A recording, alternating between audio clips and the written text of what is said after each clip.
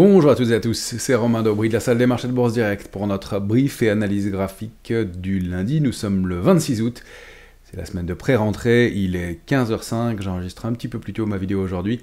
Comme ça, vous aurez normalement les éléments pour l'ouverture des marchés américains qui ouvrent a priori légèrement dans le rouge, ou en tout cas presque à l'équilibre, au début d'une semaine qui va être intéressante. Merci à toutes et à tous pour vos likes, vos retweets, vos partages. Vous êtes de plus en plus nombreux à regarder cette vidéo hebdomadaire, ces vidéos hebdomadaires, et à nous suivre sur la chaîne Bourse Direct YouTube. Je vous en remercie. Continuez à vous abonner, à partager ces contenus s'ils vous intéressent, et puis à nous suivre aussi sur nos comptes Twitter respectifs. Début de semaine intéressante, on a passé le cap Jackson Hole qui était le petit point d'inquiétude, puisque le discours de Jerome Powell au cours de la dernière séquence de Jackson Hole avait déclenché un mouvement de consolidation un peu appuyé sur les marchés. Là, Jerome Powell a été clairement plus doux dans son discours. Il annonce et il confirme que le chemin et la voie est ouverte à des baisses des taux, à des baisses de taux dès le mois de septembre. Le calendrier idéal, ce serait un quart de point pour chaque rendez-vous jusqu'à la fin de l'année, peut-être même un demi-point de baisse de taux attendu. Pour l'instant, les opérateurs digèrent gentiment la nouvelle. On n'a pas eu d'explosion à la hausse, elle était pricée manifestement. Attention aux petites tensions géopolitiques qui grèvent un peu l'ambiance, mais rien de très fort pour l'instant. Par ailleurs, on a effectivement le pétrole qui s'est envolé sur des considérations de tension, alors que la Libye, le gouvernement libyen a annoncé qu'il allait suspendre sa production de pétrole. Donc on a bien des éléments pour l'instant toujours de pré-rentrée. Du côté du calendrier, on va le regarder pour cette semaine, on a des rendez-vous intéressants bien entendu. C'est la pré-rentrée, comme je le disais. On va avoir bien aujourd'hui les marchés anglais qui sont fermés pour Summer Bank Holiday. Summer Bank Holiday, c'est le jour où les banquiers allaient chercher leurs femmes à la campagne. Donc autant dire que c'est une vieille tradition qui, elle, n'a probablement plus cours aujourd'hui.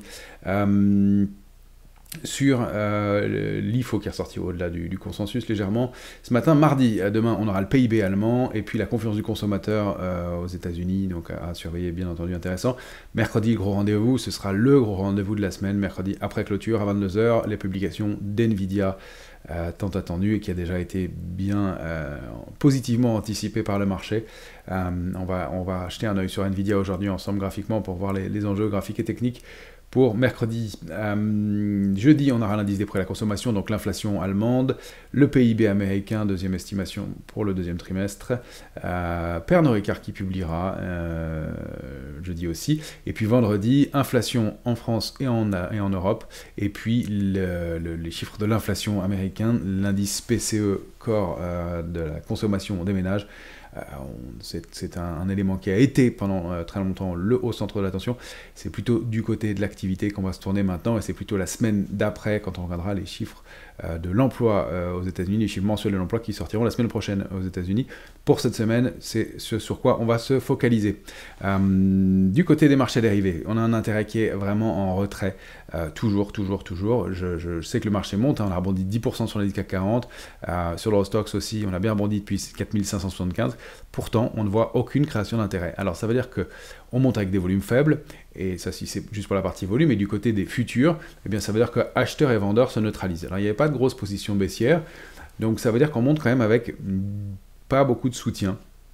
Et ça veut dire que cette zone-là et ces niveaux qu'on est en train de franchir, on les franchit avec pas beaucoup de mains fortes. Ça ne veut pas dire qu'on les revisite nécessairement, mais ça veut dire qu'on est construit sur un marché qui n'est pas très solide. Alors, au mieux, ça peut engendrer une stabilisation et puis un regain d'intérêt au moment de publication, pourquoi pas Nvidia, pourquoi pas les chiffres de l'emploi dans 10 jours. Mais ça peut aussi déclencher des petits mouvements de consolidation un peu plus marqués.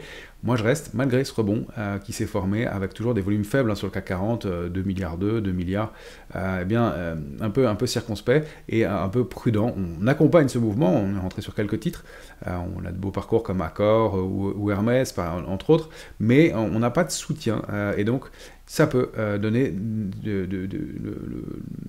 des sujets à consolidation et à des petits mouvements, des petits retours de volatilité. Alors, c'est de deux choses l'une pour ce cas de figure-là, donc ça laisse un scénario toujours ouvert, puisqu'on n'a pas de soutien à acheteurs, on n'a pas eu de pression baissière dans les replis non plus, les maigres replis qu'il y a eu, et puis du côté des couvertures, on est devenu très optimiste sur l'Eurostoxx, optimiste sur le CAC 40, on repasse dans des niveaux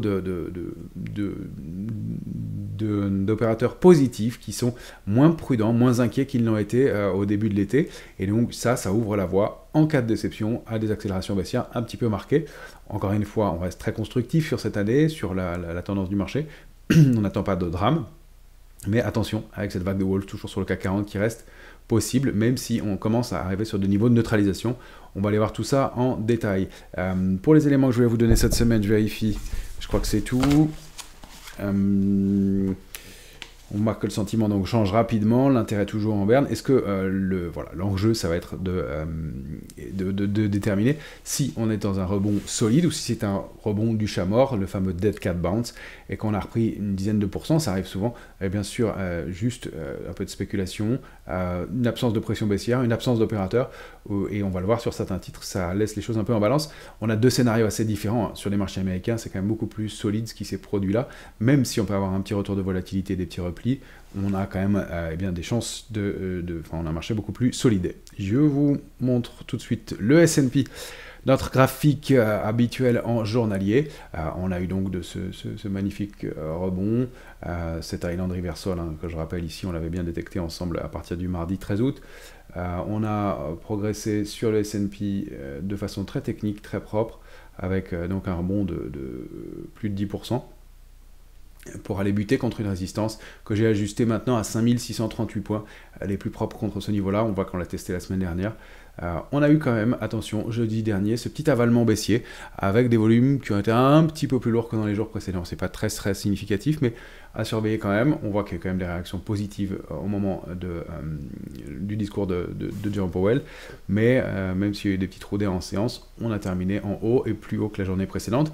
Reste qu'on bute sous 5638. Donc c'est le niveau à déborder si on arrive à s'installer au-delà de ce niveau-là, de cette grosse résistance majeure en clôture, bien c'est 5707, 5733, les cibles idéales de cette impulsion haussière, le fait d'avoir réintégré le range 5346, 5733, ça donne ça comme cible. Alors j'ai des extensions, si vous voulez les noter à 5873, 5964, pourquoi pas, si Nvidia explose les compteurs comme c'est possible, que le marché aille trouver des relais.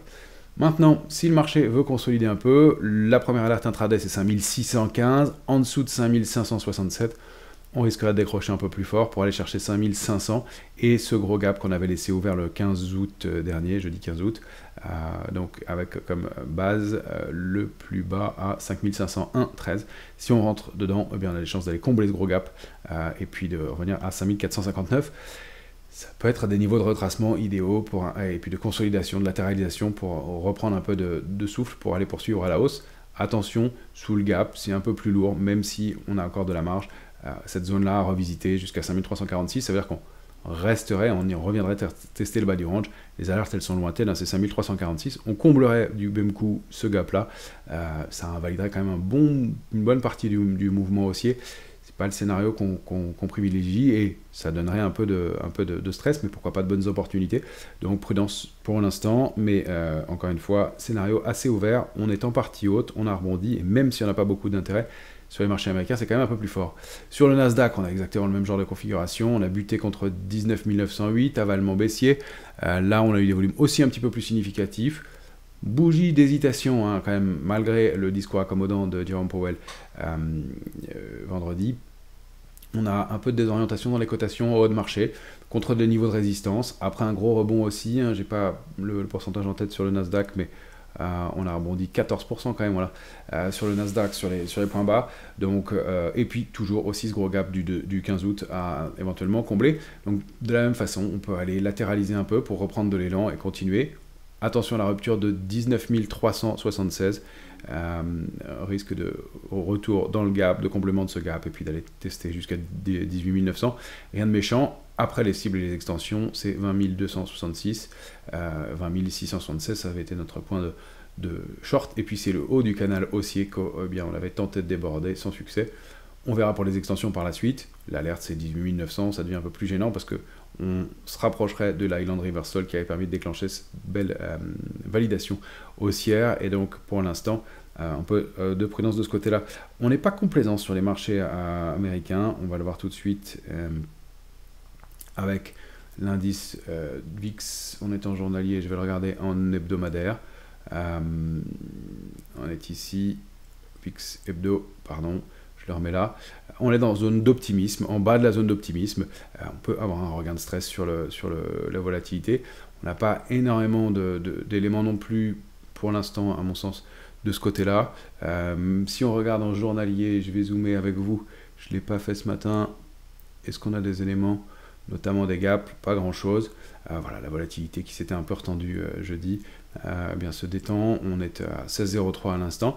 C'est pas un marché de complaisance. Hein. On a flirté avec la zone et puis on est repassé en optimisme.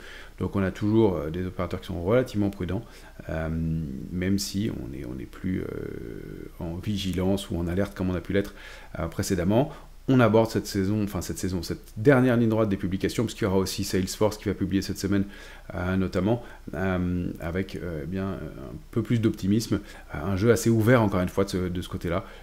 C'est un peu ouvert des deux côtés, donc prudence à surveiller. Du côté de l'Eurostoxx, on va passer en Europe. Je vais vous montrer Nvidia quand même avant, puisqu'on est aux États-Unis et qu'on parle du Nasdaq.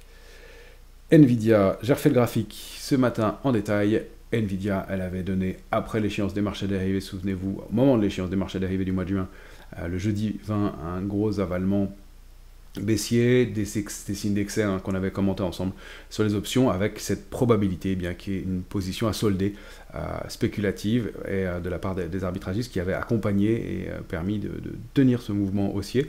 Nvidia est allée combler ce gros gap qu'elle avait laissé ouvert en mai dernier. Elle évolue au sein d'un canal baissier très propre. Elle a débordé ce canal baissier que j'avais laissé pour la dernière fois ici en gap. Elle a ouvert donc ce gap qui reste toujours incomblé, gap de rupture très probablement. Elle évolue au sein d'un canal haussier pour l'instant. Maintenant, Nvidia, comme évidemment le Nasdaq et le S&P, elle a formé un avalement baissier la semaine dernière avec des volumes un petit peu plus lourds. Elle a rebondi vendredi, certes, mais avec des volumes un peu plus légers. Attention à cette résistance intermédiaire à 129,90, peut-être 130, ouais voilà, 129,90, 130, qui va être le petit plafond de verre. Il y a des chances jusqu'à sa publication qu'il y ait un peu de prise de bénéfice. Nvidia, elle a bien rebondi, elle avait perdu 35% par rapport à ses points hauts de mémoire. Voilà, 35,57, elle a rebondi 43%. Évidemment, on peut attendre avant les résultats un peu de prudence, éventuellement un peu de prise de bénéfice, voire de la volatilité. Si elle passe 130, c'est 133, et puis 136,20, les extensions, elles sont ici, c'est 147,10, et pourquoi pas 163. Peut-être pas pour tout de suite, mais sait-on jamais avec Nvidia. Tant qu'on est au-dessus de 120,35, il n'y a aucune alerte.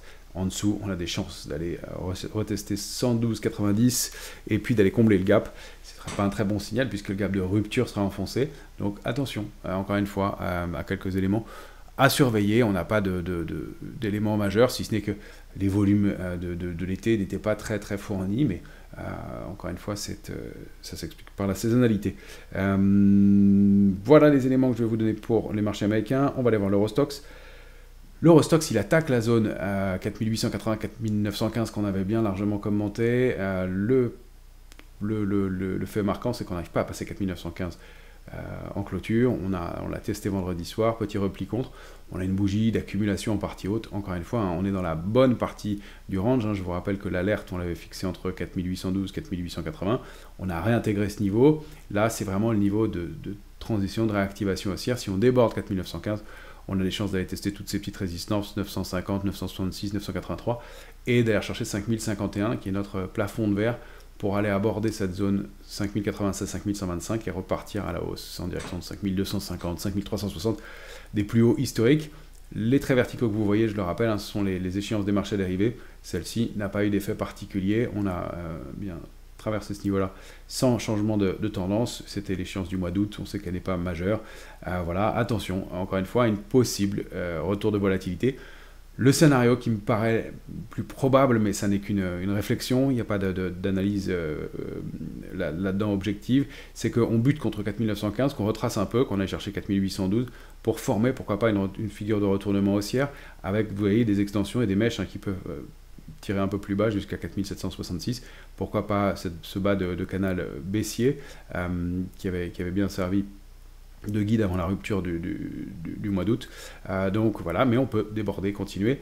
En général, après un repli aussi marqué et un rebond aussi marqué dans le sens inverse, eh bien on a quand même des chances de latéraliser si on n'a pas de driver majeur et on a déjà pas mal payé, pas mal anticipé d'événements. Donc je regardais la taille du rebond, l'amplitude. 9,94 pour l'Eurostoxx. Donc voilà, peut-être encore une fois de quoi latéraliser un peu. Si on passe 915, on réactive la dynamique haussière sous 880, c'est 4812 au moins, et puis 4754 comme première alerte un peu sérieuse, même si le message serait pas bon sous 4812, bien entendu. Du côté de l'indice CAC 40, et je voulais vous montrer quelques éléments graphiques aussi. Je vais prendre l'indice CAC 40 cash pour qu'on continue à le commenter. Il est là. Alors l'indice CAC 40 cash, je cherche des niveaux. Il y a cette oblique. Là, on est en journalier. C'est un graphique très simplifié parce que celui que je vous présente, c'est le mensuel. Il est là. Pour l'instant, la bougie est forte. Un gros rebond donc sur la bougie du mois d'août. Attention, avec des volumes, encore une fois, qui sont 2 fois inférieurs à la moyenne quasiment. Donc vraiment pas beaucoup de momentum. On a refranchi la zone 7376, 7477. Maintenant, ce que je surveille, c'est cette oblique. Alors elle est un peu compliquée puisqu'elle est bien testée ici. Là, il y a des cotations qui passent à l'intérieur, j'aime moins, mais on a bien été buté, testé ça ce matin. Bon, sur les obliques, c'est pas terrible. Je rappelle que la rupture et la vague de Wolf qu'on avait détecté ensemble au mois de juin, qui avait déclenché ce mouvement de baisse un peu appuyé, eh bien, elle se situe pour le mois à 7785. Et vous allez voir que ce sont des niveaux qu'on retrouve sur le futur CAC 40. C'est pour ça que, pour moi, tant qu'on n'est pas sorti, et là je reviens sur le futur CAC 40, échéance septembre en 14 heures, là c'est intéressant puisque eh bien, on a débloqué la baisse qui était active depuis le mois de mai lundi dernier en franchissant la ligne de tendance baissière. On a oscillé, on a un rebond qui est de l'ordre de 9%, je crois, aussi sur le CAC 40 depuis ses points bas à 7067, 7,88 sur le futur. On a oscillé, on réintègre cette zone et ce nouveau range 7556, 7797 avec comme médiane 7712. On est même en train de passer ce gros niveau de résistance à 7610.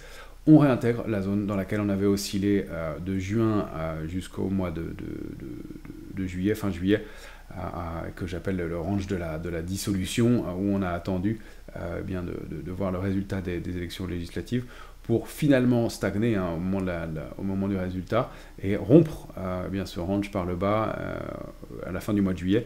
Donc c'est le range d'août, de la période d'attentisme. Donc pour moi c'est un niveau de neutralisation de la baisse. Ça n'est qu'au-delà qu'on réactiverait la dynamique haussière et qu'on pourrait considérer qu'on retrouve un momentum haussier. Je reste méfiant dans toute cette zone-là, encore une fois, que je trouve pas très construite et avec pas beaucoup de soutien.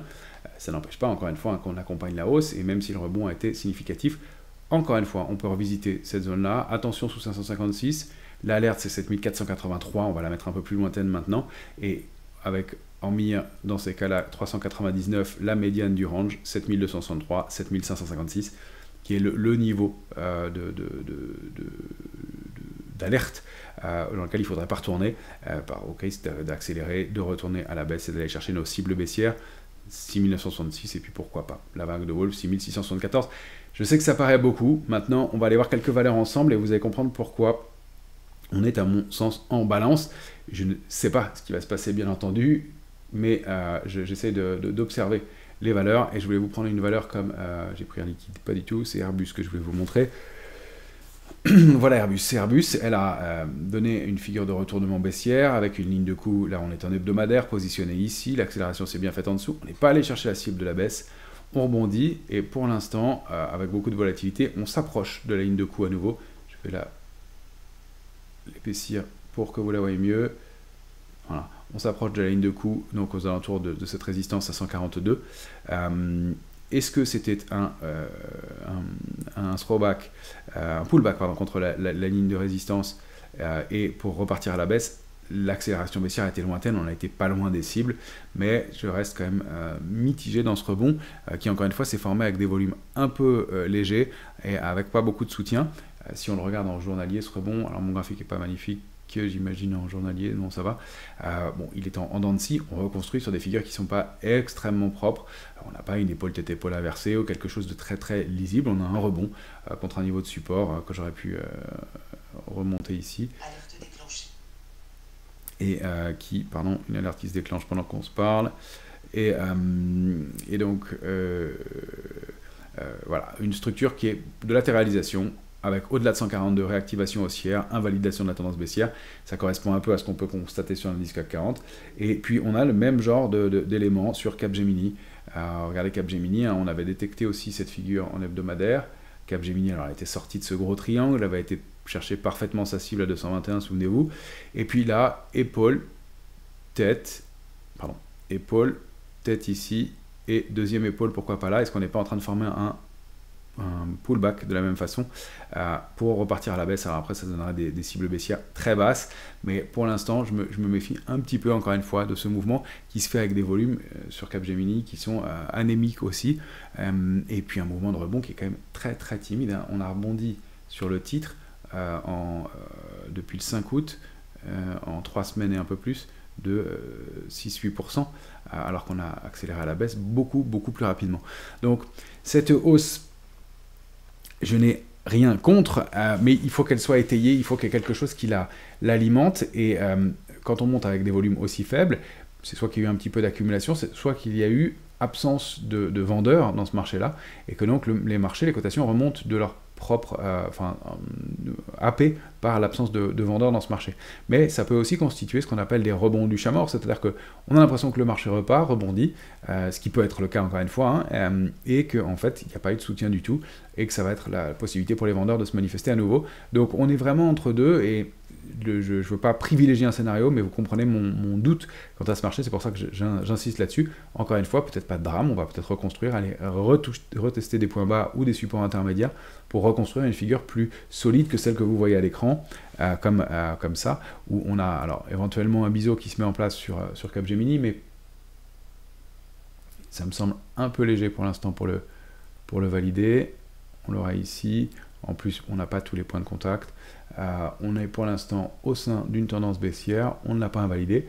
En revanche, on a déjà largement vu le marché rebondir comme ça, stagner en partie haute, et puis finalement sortir par le haut, et que l'intérêt se recrée aussi ensuite. Donc je ne veux pas être catégorique sur mes positions. C'est difficile dans ce marché-là, donc j'attends, je regarde. On a des titres quand même pendant ce temps-là, comme AXA, qui s'approche de résistance majeure, hein, de plus haut historique. 34,04, je n'ai pas dû réajuster depuis les dividendes, avec un niveau de support intermédiaire qui est à surveiller à 30,60. Elle, c'est la valeur forte, hein, le secteur de l'assurance est le secteur fort en ce moment, est un des secteurs forts en ce moment en Europe. Le titre approche de plus haut. Est-ce qu'il va avoir le momentum pour les déborder, ou est-ce qu'on risque pas pareil de faire un double top avec, dans ces cas-là, des risques d'accélération baissière un petit peu plus marqués. Dans ce cas-là, d'ailleurs, je pourrais remonter la ligne de coup de la figure, serait plutôt ici, bien entendu, avec des risques de baisse un peu plus appuyés. À surveiller, je vous avais montré Stellantis aussi dans le même genre. Stellantis, moi j'avais vu une épaule, tête, épaule qui s'était formée ici, petite, et puis accélération baissière, la cible était ici. Vous voyez que le rebond pour l'instant, ça peut tout à fait constituer un rebond dans une tendance baissière. Maintenant, surpasse 15-14 sur plusieurs clôtures ou en hebdomadaire. Effectivement, on va éloigner le risque d'une baisse complémentaire. Maintenant, sous 13,87, attention, il y aura probablement 12,24 et puis 10,22, même voire un peu plus, 10,03, 10,05 en mire. Donc voilà, pourquoi je reste un peu entre deux eaux. Vous voyez que la figure de retournement, elle a été gigantesque, elle s'est fait sur plusieurs mois. Celle qu'on a ici pour l'instant, elle est microscopique.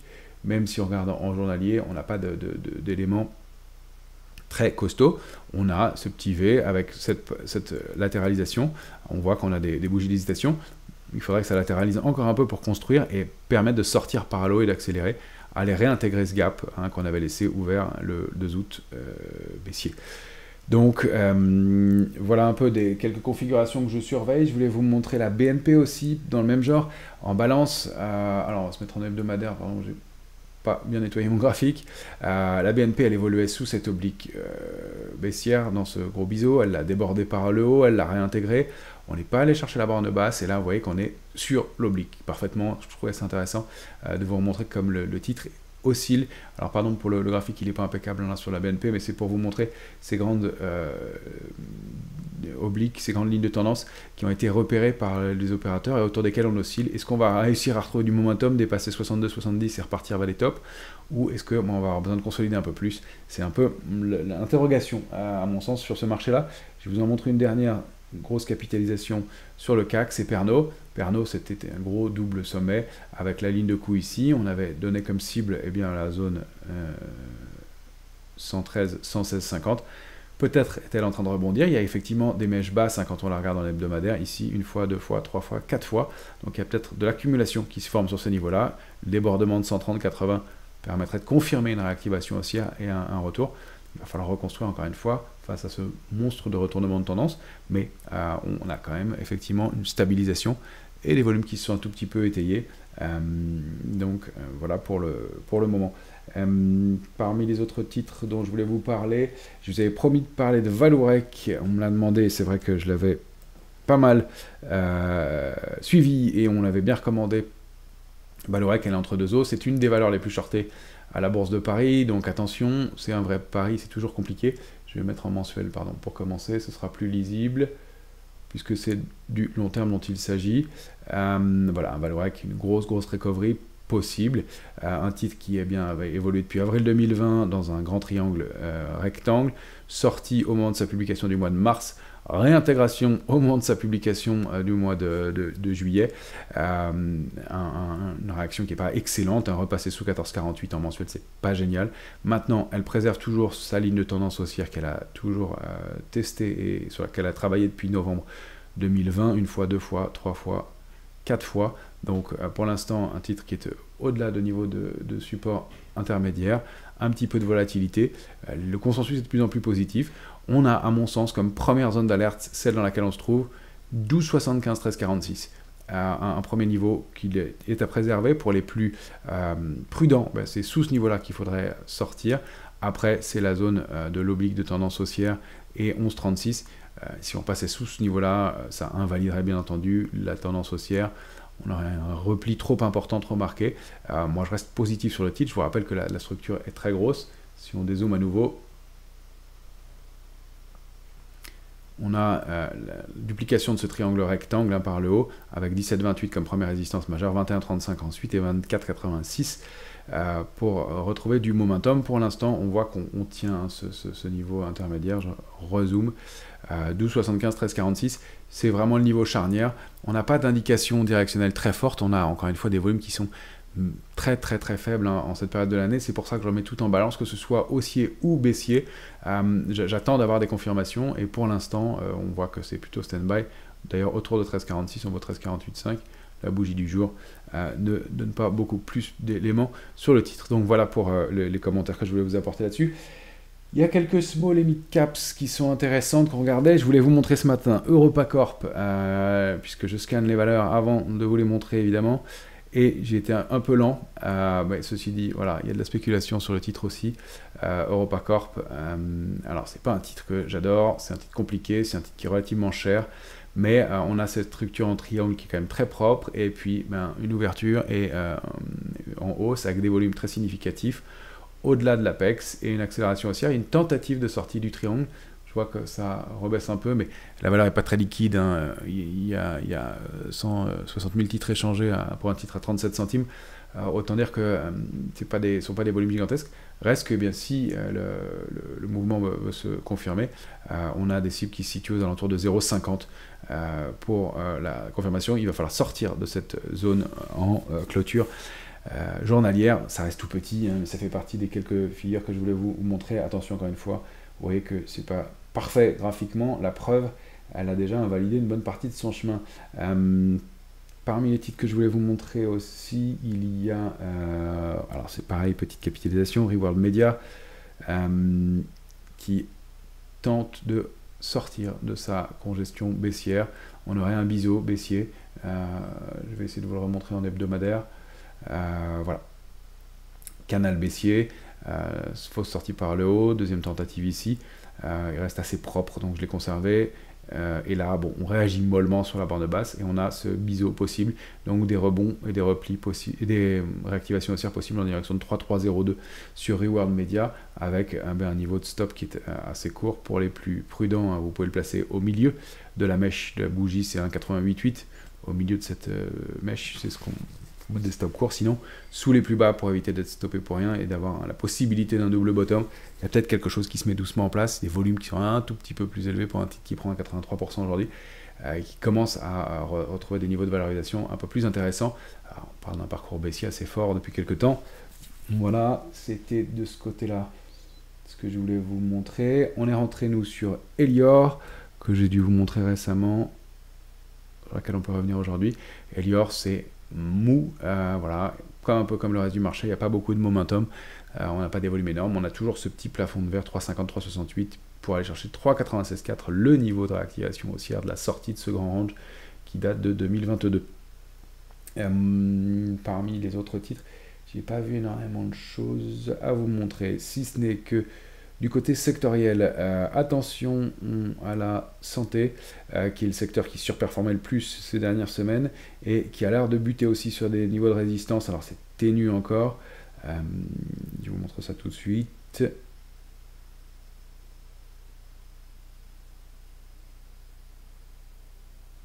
vais y arriver. Alors la santé est ici. Pardon, autant pour moi. Voilà, on a des petites mèches de rejet contre des niveaux de résistance. Ça reste voilà, un gros range sorti par le haut, duplication possible. Mais vous voyez, depuis 3 séances, dès qu'on essaye d'avancer, on a ces mèches de rejet. Je me méfie un peu de ce genre de figure en haut de marché, même si ça fait partie des secteurs forts en ce moment. Pour ceux qui ont bien suivi le trend de ce secteur-là, petite prise de bénéfice ne paraît pas superflu. Voilà un parcours haussier qui était fort depuis quelques jours, quelques semaines. Deux secteurs qui en revanche se portent bien. L'un m'étonne, c'est le secteur de l'immobilier. J'avoue que je ne m'attendais pas à le voir surperformer le CAC 40 et c'est le cas. On déborde 32,46 sur un panier de valeurs comme l'ex-MEH qui est la Mundi Immobilier Europe. La voie est ouverte à des extensions 33,74, pourquoi pas 36,60. On a une vraie consolidation, une vraie structure graphique propre. Peut-être que je peux décaler un tout petit peu, voilà, en haut et en bas pour retrouver mes niveaux. Il va y avoir des ajustements. Et donc vous donnez des ranges améliorés. Voilà. Donc extension possible. Ça nous donnera à peu près les cibles 36,60, 36,36. Donc un parcours haussier qui se confirme. Attention, retour sous 32,52 pour la validation. Et puis sous cette support intermédiaire, 32,08, cette zone-là, elle est à préserver. Pour l'instant, ça reste plus fort que l'ensemble du marché. On avait évoqué depuis 2 ou 3 vidéos les télécoms. C'est toujours le secteur qui continue à surperformer. On a validé en hebdomadaire la sortie du canal baissier. Alors, je vous le montre en hebdomadaire, mais c'est en mensuel qu'on va le regarder de façon plus globale. Voilà, hein, le secteur des télécoms qui est sans tendance depuis des mois, voire des années plutôt, qui est sous cette ligne de tendance baissière depuis 2016, et qui est en train peut-être de déborder cette ligne de tendance baissière, ce canal baissier qui est en train de surperformer et qui pour l'instant déborde ce niveau charnière de 37,58. Alors on pourrait ajuster, hein, c'est une zone parce que j'ai des extensions au-dessus. Voilà, 37,58 et 37,88, on y est, hein, c'est le niveau. Si on veut prendre des horizontales, voilà, il y a un gros niveau ici. On est en train de s'y attaquer. Je conserve moi mon 37,58 qui était là antérieurement et qui correspond à plus de points. Mais on était en train de s'y attaquer, donc de réactiver une dynamique haussière sur un secteur qui était très en retard. Dernier élément du côté des matières premières, bien entendu.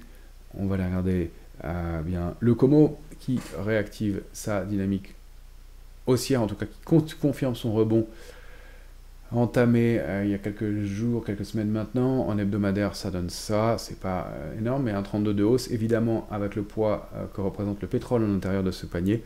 On a cette petite structure, alors un peu tordue, mais pourquoi pas tasse et anse. J'attends le débordement de la ligne de coup à 22,18 pour valider vraiment le mouvement, mais il y a du mieux clairement de ce côté-là, du côté des matières premières. Donc attention, petit regain de tension, et on va aller regarder les matières premières individuellement.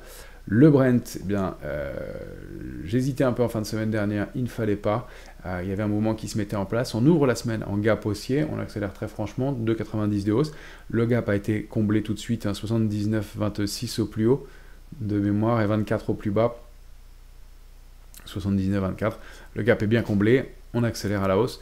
La zone cible, c'est 81,88. On peut aller chercher des extensions un peu plus hautes pour, eh bien, pourquoi pas, un double bottom et aller viser 86,10 et pourquoi pas un peu au-delà, 86,76, 86,80 comme résistance. Il y a un mouvement aussi qui s'est mis en place, on le voyait en fait en plus court, il y avait une structure de retournement en épaule, tête, épaule inversée, très tordue, mais qui a bien confirmé pour autant, avec cette accélération aussi ensuite. Donc attention, on arrive proche de résistance, peut-être un peu tard pour prendre le trend, mais en tout cas, voilà l'explication de la hausse en partie du COMO, du panier de matières premières. Pour ce qui est de l'or et de l'argent, un petit point s'impose, c'est intéressant. On a peut-être une vague de Wolf qui s'est mise en place avec une accélération haussière, vague 1, 2 de baisse, 3 de hausse, 4 de baisse, 5 de hausse, et on serait repassé en dessous, ça c'était jeudi. On n'a pour l'instant pas validé cette vague-là, on est tout dessus. Donc attention, repli possible en direction de 2294 autour. Pour l'or, ça fait 8% de consolidation. Ce sera un gros contre-pied dans un marché, c'est pas le sens privilégié, mais on ne peut pas exclure des figures, donc je la surveille quand même. Donc 8-9%. C'est pas le sens que je privilégie sur l'or, mais on n'a pas beaucoup de momentum. J'ai regardé la position spéculative, les volumes n'indiquent pas un gros momentum, donc je surveille. Pour moi, la cible et la feuille de route, c'est 2542. Maintenant, si on repasse sous cette oblique, donc l'oblique formée par 1 et 2, donc les points hauts du 17 mai et du 17 juillet, eh bien, attention à ce repli possible de l'or. Pour l'instant, ce n'est pas le sens prioritaire encore une fois, mais on n'exclut pas de figure. Et ce sera un retracement dans une tendance haussière. En revanche, sur l'argent, on est en train de passer un très gros niveau. Sur l'argent, c'est 29,85. Ça s'est fait avec une hausse la semaine dernière de la position spéculative sur l'argent, et on passe ce niveau-là, alors avec pas beaucoup de force, pas beaucoup de momentum, 0,57 de hausse, mais je rappelle que le parcours reste haussier pour l'argent, sur lequel on est très positif à long terme. On avait cette sortie, épaule, tête, épaule inversée, avec sortie throwback, la structure, mais alors on verrait au moins 41,68, si on veut la prendre un peu plus haute, c'est 28,13, 44,52. Pour l'instant, une consolidation et une possible réactivation haussière, 31,76 serait idéal, mais ça fait longtemps qu'on n'a pas été, depuis le mois de mai dernier, au-delà de 29,85, donc à surveiller du côté des matières premières. Voilà les quelques éléments que je voulais vous donner pour ce début de semaine. On a de quoi surveiller, de quoi arbitrer. Vous avez les niveaux techniques sur Nvidia, on va voir comment se comporte ce marché. Assez ouvert, j'aime bien avoir un scénario plus tranché. Vous savez que je suis un peu dans le doute sur cette hausse, mais encore une fois, j'accompagne. Il ne faut pas avoir de biais dans ce marché. Je regarde, j'observe des deux côtés. On va voir où les choses sortent. C'est ici que ça va se jouer dans les heures qui viennent.